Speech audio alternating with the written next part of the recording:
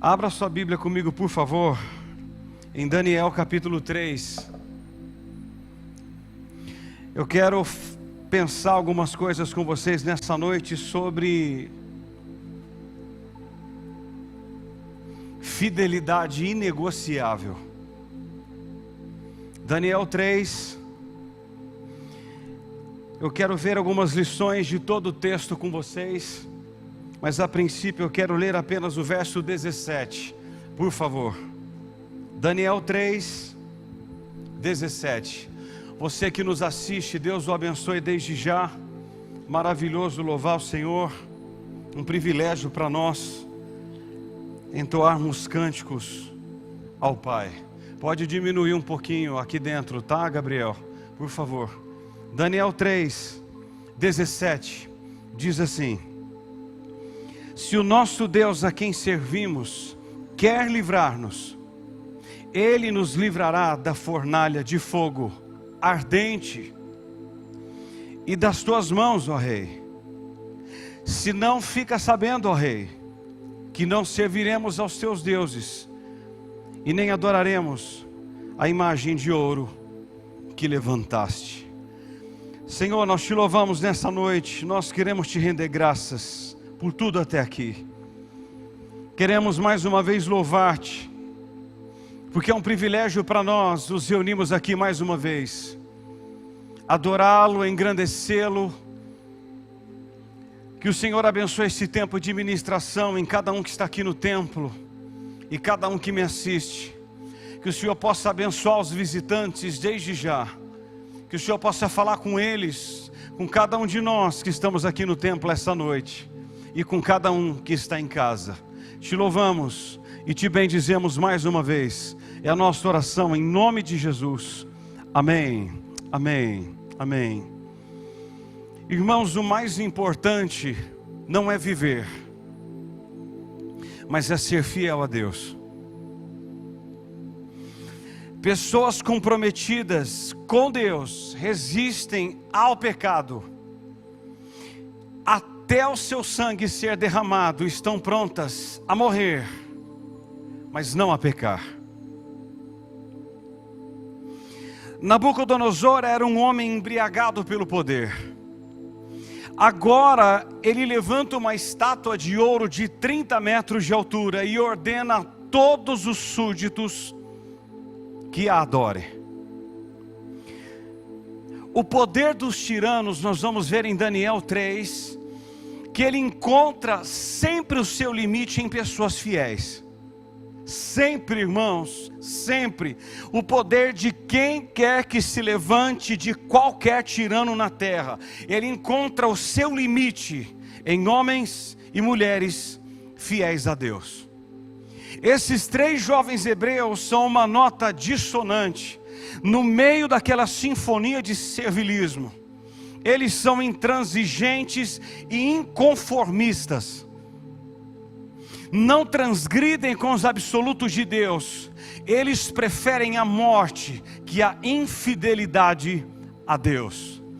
As 5 verdades em Daniel 3, nesse capítulo maravilhoso. E nós vamos discorrer todas elas nessa noite.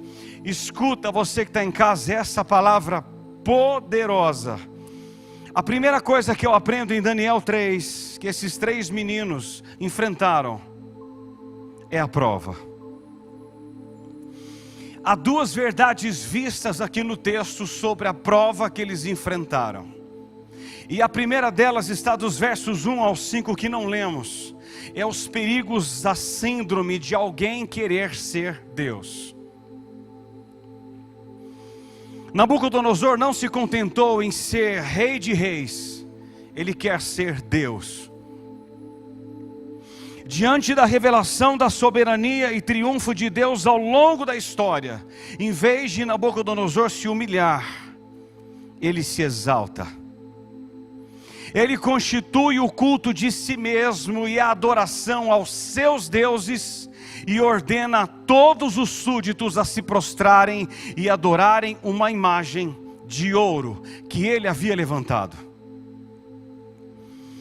Satanás, assim como Nabucodonosor, Tem uma forma simples de resolver problemas: adore, se prostre, e tudo será resolvido.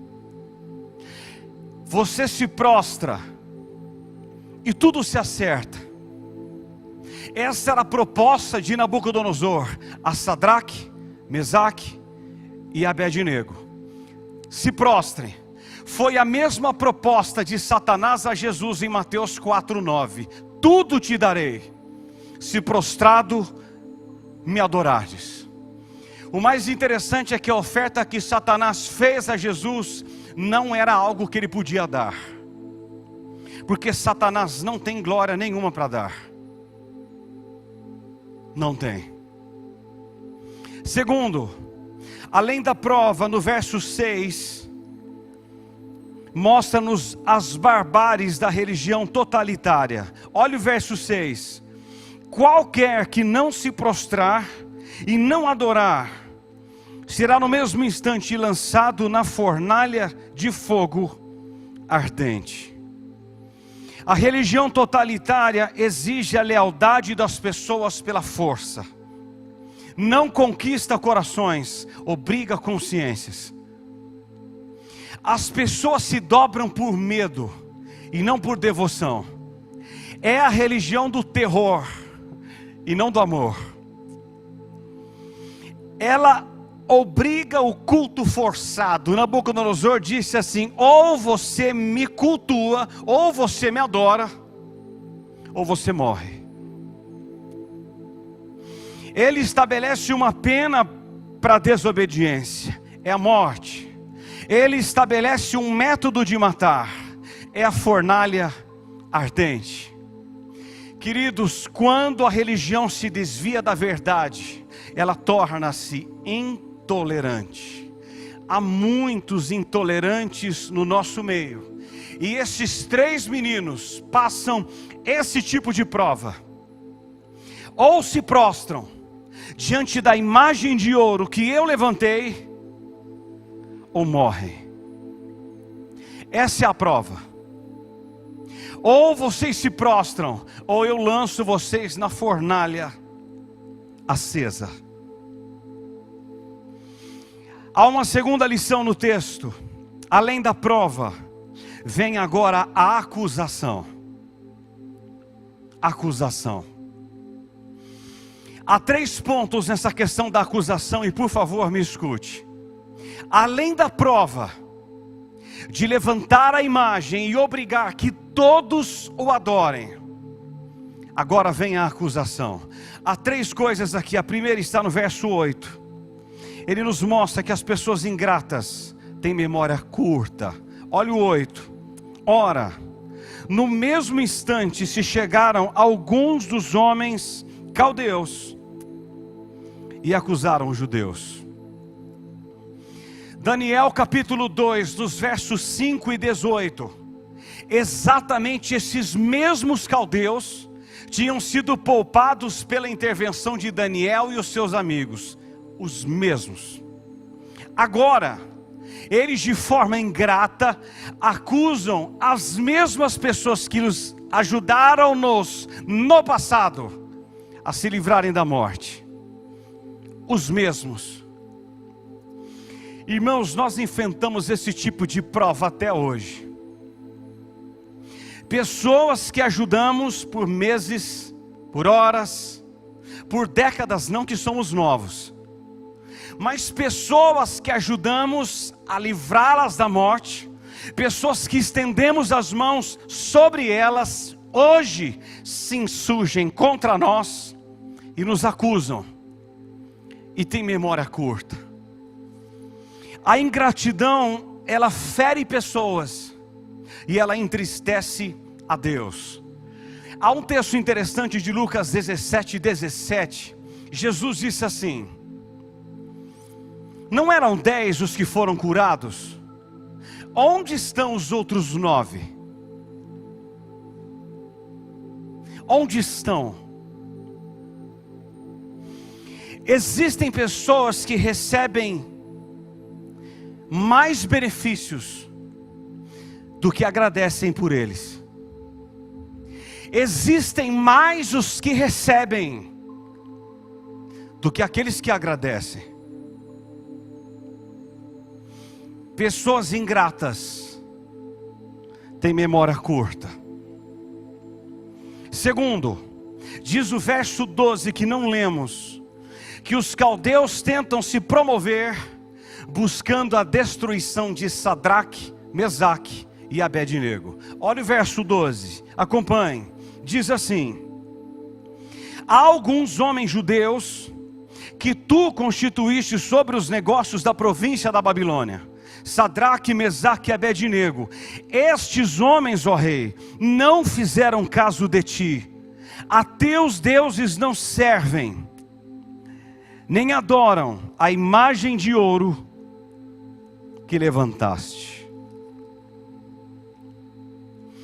Os caldeus tinham uma posição proeminente na sociedade. E eles acrescentam um fato inverídico aqui: esses homens, ó rei, não fizeram caso de ti. Isso é uma mentira, isso é um engodo. Eles não querem informar, eles querem apenas a destruição dos judeus. Isso porque esses 3 jovens, meninos, foram constituídos sobre os negócios da província.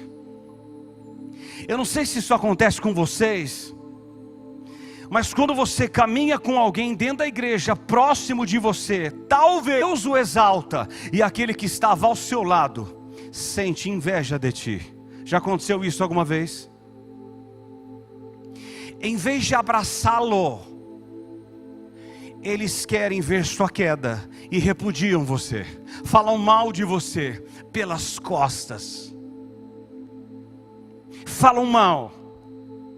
Eles querem derrubar você.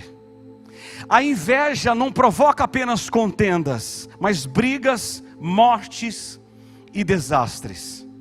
Queridos, em tese, a inveja é o desprazer de ver uma outra pessoa possuir algo,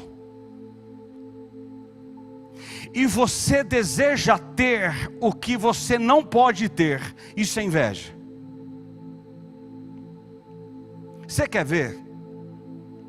Você quer ver um problema no meio da igreja? Chama-se louvor. Eu não ministro louvor aqui, Emanuel, mas na igreja que eu passei eu era ministro de louvor. E se existe um problema, é alguém chegar na igreja, tocar melhor, ministrar melhor. Sabe o que nós fazemos? Filha do diabo. Ela canta melhor que eu, ele toca melhor que eu, ele sola melhor que eu. Eu quero a queda dele ou dela. Conhece alguém assim? Ouvi uma frase agora, ela vai lembrar dessa história. Eu cheguei na igreja e um rapaz diácono chegou a ele e disse a seguinte frase: pastor José Belém, pastor Marco vai engoli-lo. Vai engoli-lo. Sabe o que ele disse? Não há problema, ele faz sombra para mim. Entenderam ou não? Ele faz sombra para mim. Eu fico. Terceiro, o verso 11 é o centro do meu sermão. Pessoas fiéis entendem que a fidelidade é uma questão inegociável. Olha o 11. E qualquer, diz Nabucodonosor, que não se prostrasse, não adorasse, e até sermos rejeitados por um grupo. Muitas vezes, por ser fiel a quem de direito precisamos ser, seremos indesejados a outras pessoas que nos cercam. Apocalipse 2:10, João diz: ser fiel até a morte, e dar-te-ei a coroa da vida. Agora escute, ser fiel até a morte não significa apenas ser leal até morrer, mas é ser fiel ainda que isso me custe a vida. é eu morrer por essa fidelidade a Deus. Esses 3 meninos não cedem. Eu acho isso formidável, porque parece-nos que estamos vivendo em um tempo que isso aqui está muito distante de nós. Parece-nos que está inalcançável a nós. Negarmos o pecado aos banquetes da vida e sermos fiéis a Deus. Muitos jovens, muitos de nós, somos tentados a ceder. Porém, ceder à pressão da maioria pode nos destruir mais que o fogo da fornalha, diz o Senhor. Primeiro é a prova. Segundo é a acusação. Terceiro, agora vem a firmeza. Firmeza. Há 3 pontos sobre a firmeza e escutem, irmãos. Esse texto é um deleite para nós. É um mel para nós. Eu aprendo a primeira coisa no verso 16. Que você e eu não fomos chamados para ser advogados de Deus, mas testemunhas. Olha o 16. Ai, papai. Responderam Sadraque, Mesaque e Abednego a quem? Ao rei, a Nabucodonosor. Ó Nabucodonosor, quanto a isto,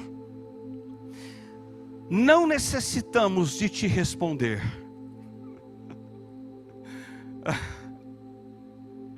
Que coisa maravilhosa. Os 3 jovens não entram numa discussão infrutífera. Eles apenas testemunham dele, mostrando que estão prontos a morrer, mas não a serem infiéis a Deus.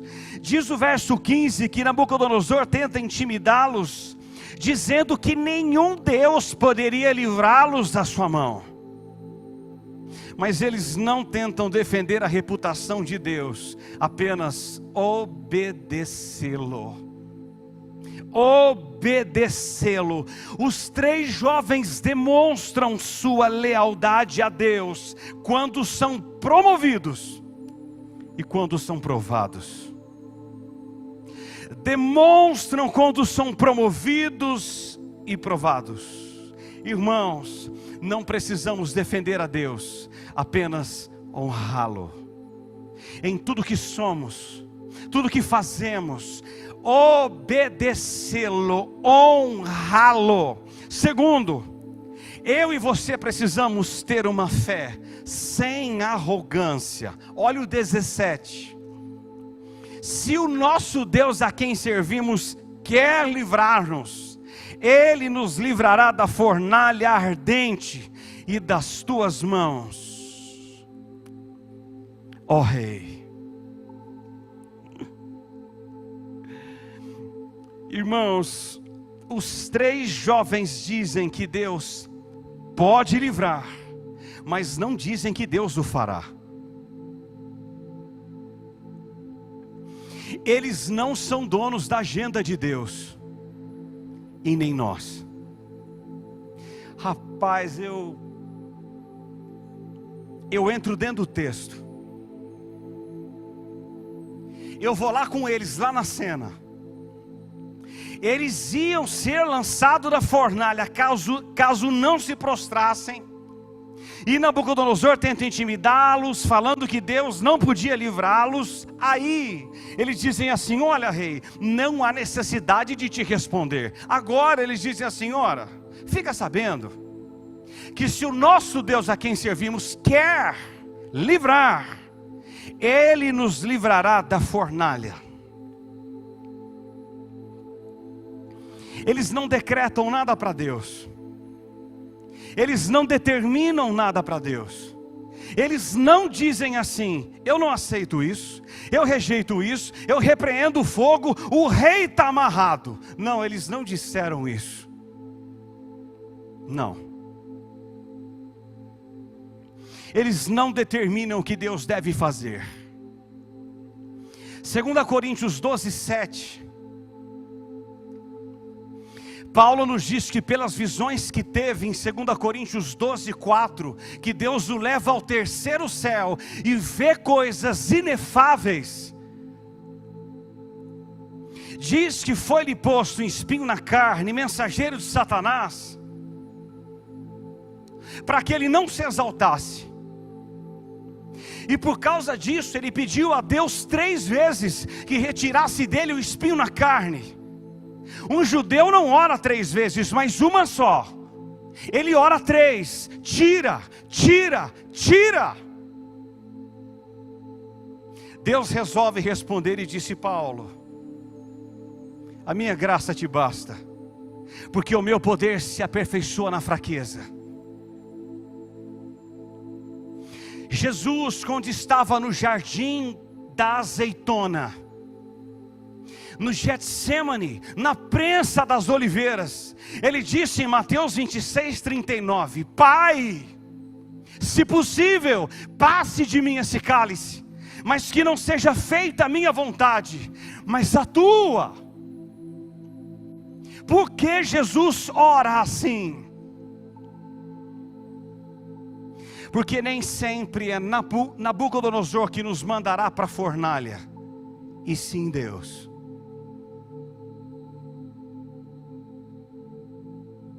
Às vezes o fogo não tem nada a ver com o diabo. Aliás,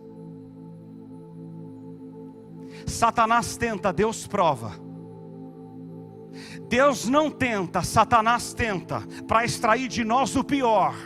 E Deus nos prova para extrair de nós o melhor. O melhor. Às vezes Ele nos permite passar pelo Getsemane para mostrar a nós, enfiar em nós, que a nossa confiança não depende do livramento. Eu não sirvo a Deus por aquilo que Ele dá, eu o sirvo por quem Ele é. Tenha fé e não arrogância.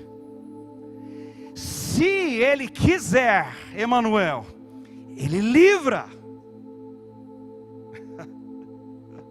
Terceiro, olha o 18 que eu aprendo. Eu e você precisamos ser fiéis a Deus, não pelo que Ele faz, mas por quem Ele é. Se não, rapaz, isso é formidável. Olha, foram 3 jovens que disseram isso, da nossa idade, da idade de vocês. Eu tenho 43, mas da idade dos mais novos. Eles disseram assim: se não, fica sabendo, ó rei, que não serviremos aos seus deuses, e nem adoraremos a imagem de ouro que levantaste. Irmãos, isso aqui ensina-nos uma verdade tão grande, que esses 3 jovens não serviam a Deus por causa dos benefícios recebidos. Só quem conhece verdadeiramente o Pai e o ama e anda com Ele pode dizer algo assim: eu não o sirvo, Deus soberano, por aquilo que o Senhor pode me dar. A religião desses 3 meninos não era um negócio, uma barganha com Deus. Eles serviam a Deus por causa do caráter de Deus, por quem Deus era, e continua sendo até o dia de hoje.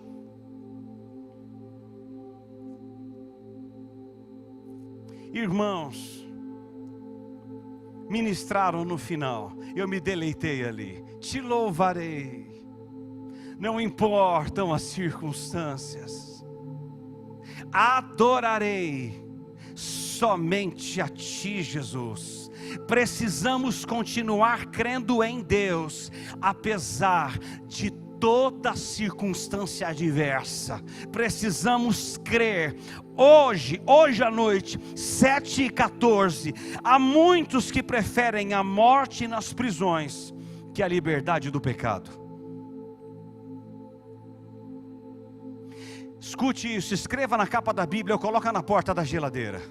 Viver não é preciso, andar com Deus sim. Viver não basta, andar com Deus sim. Por isso John Stott diz: a vida não vale apenas ser vivida, se ela não for vivida para Deus. Viva e ande com Deus até o seu coração parar de bater. Quarto lugar, vem agora a liberdade. Daniel 3 nos mostra que Nabucodonosor está cheio de fúria e transtornado. Diz o verso 15 que não lemos, que Nabucodonosor desafia Deus. Diz o verso 19 que não lemos, que ele mandou aquecer a fornalha 7 vezes. Diz o verso 20 que ele mandou atar esses jovens antes de jogá-los no fogo. Contudo, diz o verso 21 que o fogo matou seus próprios soldados. E aqui eu aprendi duas coisas. Irmão, você que está aqui, nós estamos em vários, e você que está em casa, me escute. O verso 24 me ensina que Deus não nos poupa dos problemas, mas nos problemas. Olha o 24, acompanhe. Diz assim: então o rei Nabucodonosor se espantou e se levantou depressa e disse aos seus conselheiros: não lançamos nós 3 homens atados dentro do fogo? Responderam ao rei: é verdade, ó rei, é verdade. Deus não impediu a fabricação da imagem. Deus não impediu que Nabucodonosor acendesse a fornalha. Deus não impediu a divulgação do decreto. Deus não impediu que os 3 jovens fossem acusados. Deus não livrou da fúria do rei e nem do fogo da fornalha. Deus não impediu que eles fossem atados e jogados na fornalha acesa e aquecida 7 vezes mais. Deus não os livrou da fornalha, mas na fornalha,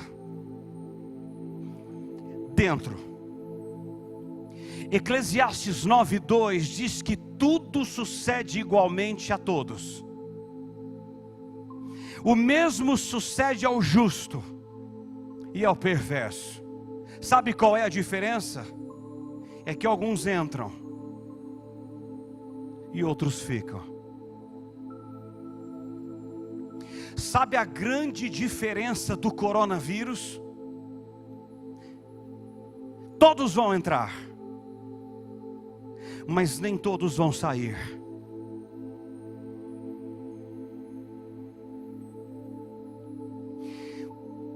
Todos entram na prova, mas alguns ficam na prova. Ele não sai da prova. Irmãos, os justos, diz Isaías 43:2, quando passares pelas águas, eu estarei contigo. Quando pelos rios, eles não te submergirão. Quando passares pelo fogo, não te queimarás, nem chama alguma arderá em ti. Isaías diz isso para quem? Justos. Os que são justos e injustos passam por problemas. Deus, na maioria das vezes, não nos livra dos problemas, mas dentro dos problemas, dentro. Segundo, eu aprendo no versículo 25 sobre o livramento, que Deus transforma instrumento de morte em instrumento de livramento. Olha o verso 25 que não lemos. Acompanha aí, você que está perseverante com a Bíblia aberta. Tornou ele e disse: Eu, porém, vejo 4 homens soltos, meu Deus, que andam passeando dentro do fogo, sem nenhum dano, e o aspecto do quarto é semelhante a um filho dos deuses.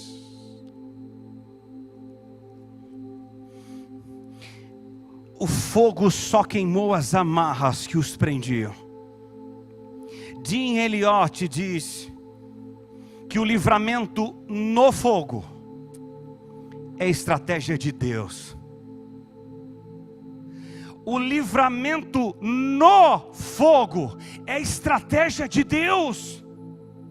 Amado, cordas estão sendo quebradas hoje. Amarras estão sendo desfeitas hoje à noite, porque Deus desce para estar conosco na hora da nossa maior aflição. Ele é o Deus conosco nas provas, nos vales, na dor, na solidão, na perseguição, na doença, no luto, na fornalha e até na morte. Charles Spurgeon disse que as promessas de Deus jamais são tão brilhantes como na fornalha da aflição. Está passando luta, continue, continue, continue, continue, porque a qualquer hora dessas, o 4º homem aparece dentro do fogo e nos livra dele. Nos livra dele. 5º lugar, e eu encerro. Agora vem a promoção. É prova. Está passando prova? Louve. Depois vem a acusação. Pessoas acusam você de coisa que você não fez, querendo derrubar você, destruir você, que você caia e machuque-se. Depois vem a firmeza. Olha, fica sabendo, ó rei, nós não vamos nos prostrar diante desse barro. Nós não. Nós preferimos a morte que o pecado. 4º, então vem a liberdade. Agora 5º, vem a promoção. Irmãos, eu creio tanto nisso, mas tanto. Algumas semanas atrás eu ministrei Daniel 1. Hoje Daniel 3. Olha como termina o texto. Você quer ser promovido? O verso 25, 26 me ensina que quando eu honro a Deus, Deus me honra. Olha o 26, eita Deus. Então se chegou Nabucodonosor à porta da fornalha, sobremaneira acesa, falou e disse: Sadraque, Mesaque e Abednego, servos do Deus Altíssimo, saí e vinde. Então Sadraque, Mesaque e Abednego saíram do meio do fogo.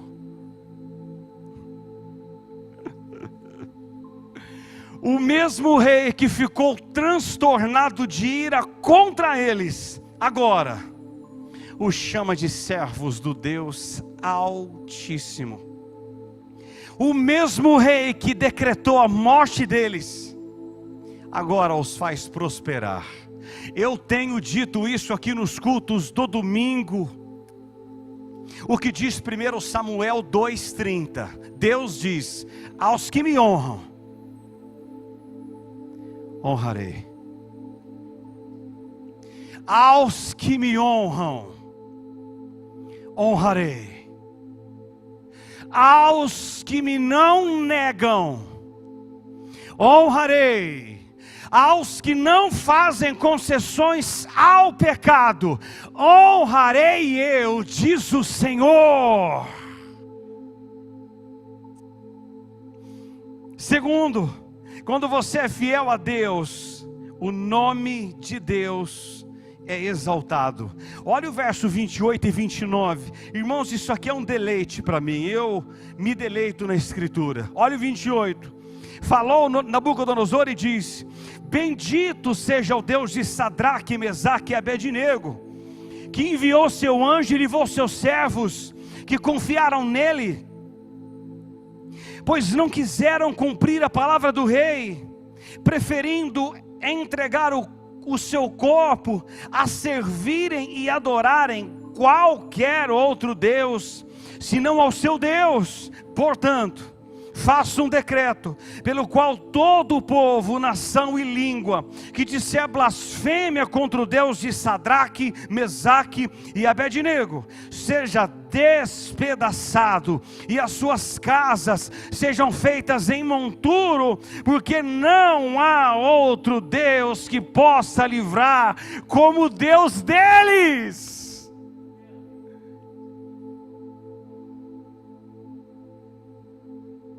Irmãos, era para a igreja dar um glória, levantar-se e pular-se. Não há outro Deus como nosso Deus, vocês ministraram. Não há Deus como o nosso. Não existe Deus como o nosso. Deus é glorificado quando os servos de Deus são promovidos, e onde a igreja responde às pressões do mundo com fidelidade inegociável. Inegociável. Irmãos, você que está em casa, quando você honra a Deus até o final, saiba isso, o nome de Deus é exaltado, glorificado. Pessoas dizem: o Deus dele, o Deus dela é grande, louvado seja o Deus dele. Último, sabe como termina o texto?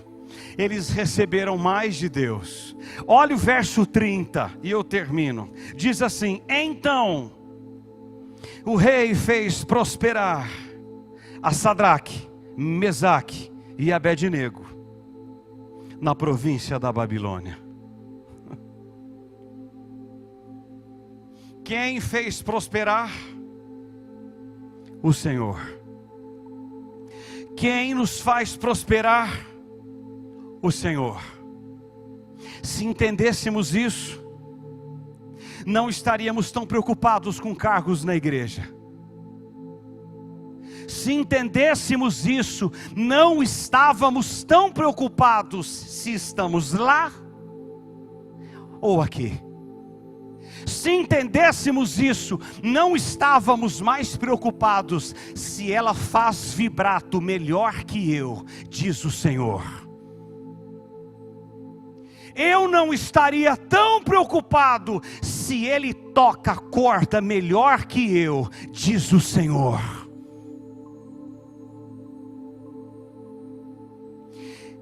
Quem nos exalta não está na terra, está no céu. Quem nos põe em lugares altos não é pastor Eloy e nem pastor Marco, é o Rei dos Reis e o Senhor dos Senhores.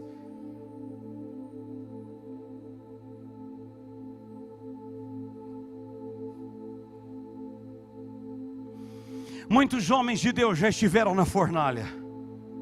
Abraão em Moriá, Jacó no val de Jaboque, José na prisão, Davi na caverna e Daniel na cova dos leões. Todos esses experimentaram também a presença consoladora do quarto homem na fornalha. Querido, eu quero dizer para você que me assiste e você que está aqui: